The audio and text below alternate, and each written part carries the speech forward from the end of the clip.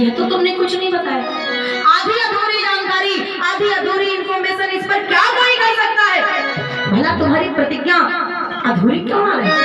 भला पूरी कैसे हो? महाराज दशरथ एक संयमी राजा है, एक ज्ञानी बलवान राजा है, लेकिन सहना उचित है। अगर कोई कुछ कहे तो उसे सहना सीखो, लेकिन सहने की एक लिमिट होती है। महाराज दशरथ कहते हैं मैं उतने समय से चुपचाप बैठा हूँ, इसका मतलब ये नहीं कि मैं बोल नहीं सकता। जिसे सहना आता है उसे कहना भी आता है। विद्वान व्यक्ति की पहचान है कि उसे क्रोध का ना आना। जिस व्यक्ति के स्वभाव में झुकाव हो, व्यवहार में नम्रता हो और वाणी में मिठास हो, समझ लीजिए व्यक्ति विद्वान है। और जो अकड़ कर चलता हो, जो कड़वा बोलता हो, वो विद्वान हो ही नहीं सकता।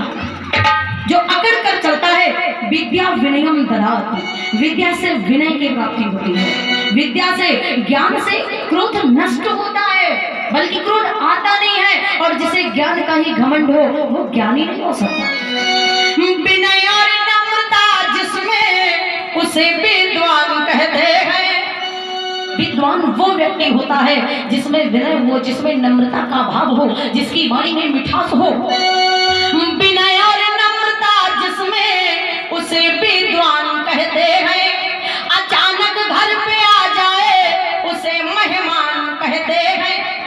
जहां जो कोट वो दे जो, उसे तूफान कहते हैं। जहां जो कोट वो दे जो, उसे तूफान कहते हैं। जो तूफानों से टकराए, उसे इंसान कहते हैं। तूफानों से टकराए, उसे इंसान कहते हैं। कैकेयी की ओर देखा महाराज दशरथ ने।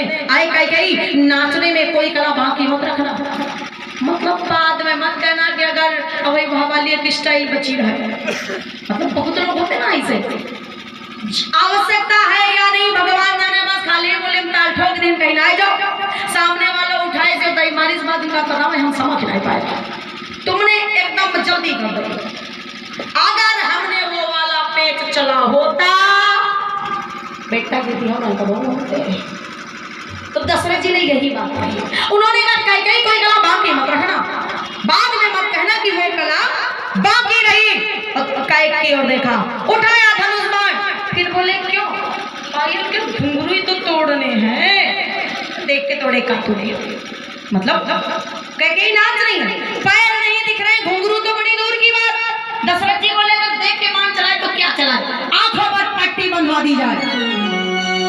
आंखों में पट्टी बंधवाई गई। आंखों में पट्टी बंधवा कर राजा ने धनुष उठाया है। कैकेयी जानती जितनी कला, सब विधि नाच पर उठाया है।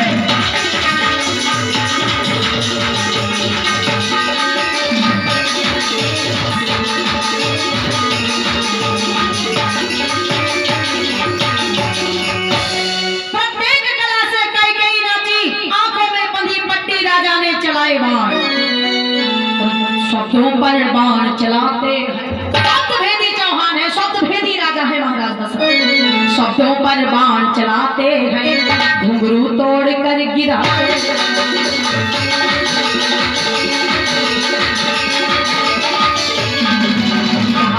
देख महाराज कैसे अपने मन में हर्षाते।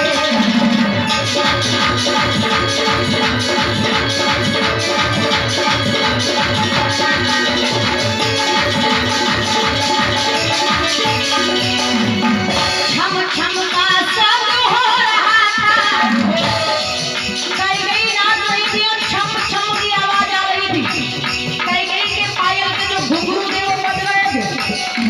छम छम का शब्द हो रहा था, पायल के घुंघरू के द्वारा। अब थप थप शब्द लगा होने, एक भी घुंघरू पायल में नहीं बचा। अब थप थप शब्द लगा होने, कैकेयी के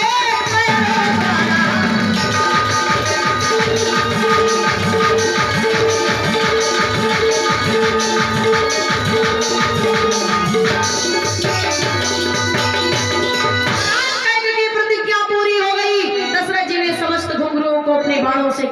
गिरा दिया।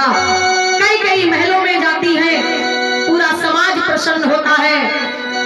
महाराज दशरथ जिनकी आंखों में पट्टी बंधी थी और नाचती हुई कई मतलब जहां पैर नहीं दिख रहे हैं उन पैरों में बंधी हुई पायल, उसके घुंघरू दशरथ जी ने अपने बाणों के द्वारा तोड़ दिए। और इन्हीं महाराज दशरथ का वर्णन करते हुए जब कुछ कथावाचक लोग कथा सुनाते हैं तो बताते हैं इन्हीं दशरथ जी का बाण श्रवण कुमार की छाती में लगा था। अब इनमें से कौन सी बात सत्य है? या तो ये कह दीजिए कि महाराज दशरथ शब्दभेदी राजा नहीं है, और अगर राजा नहीं है तो फिर विवाह कैकेयी के साथ कैसे हुआ?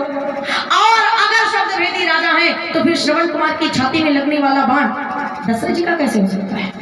क्योंकि वो एक शब्दभेदी राजा हैं और वहां भी उन्होंने कलकल का शब्द सुनकर बाण चलाया था। तो फिलहाल कलकल की आवाज छाती से तो नहीं आ सकती। कैकेयी को जब सखियों ने तैयार किया, बातों बातों में कैकेयी को पता चला, तुम्हें पता है कैकेयी, अच्छा बिटियां हैं तो आपस में हर प्रकार की बात हो सकती है। मान लो कोई हो तो दोस्तों के बीच हर प्रकार की बात हो जाती है। तो एक सहेली कहला थोड़ी ज्यादा खुले विचारों की थी, कहला कैकेयी बड़ी भाग्यशाली हो।